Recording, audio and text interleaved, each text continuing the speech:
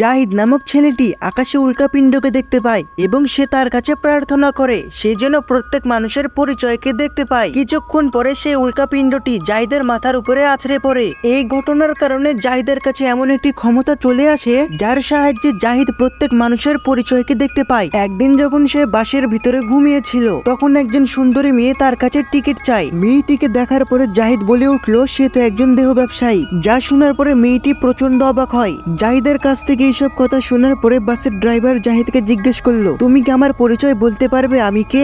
এরপরে ছেলেটি বাস ড্রাইভারের দিকে তাকিয়ে বলল সাইকো কিলার। জাহিদের মুখে সাইকো কিলার শোনার পরে বাসের সবাই হাসাহাসি করছিল। এরপরে জাহিদ তাড়াতাড়ি বাস ড্রাইভারের কাছে যায় এবং তাকে বাসকে থামাতে বলে। এ নিয়ে জাহিদ এবং ড্রাইভারের ভিতরে হাতাহাতি শুরু হয়ে যায়। বাসে থাকা লোকজন সরাসরি পুলিশকে কল করে এবং সকলে মিলে এই ছেলেটিকে অপবাদ দিতে থাকে। জাহিদ অফিসারকে বোঝানোর চেষ্টা করছিল সামনে থাকা ড্রাইভার একজন খুনি, কিন্তু জাহিদের কথা কেউই বিশ্বাস করে না। পুলিশ অফিসার জাহিদকে বকা দেয় এবং গাড়ি থেকে নেমে যেতে বলে। জাহিদ যখনই গাড়ি থেকে নেমে যায় তখনই সেই সাইকো কিলারটি সেই বাসটিকে সামনে থাকা একটি গাড়ির সাথে মেরে দেয় এবং সকলকে হত্যা করে।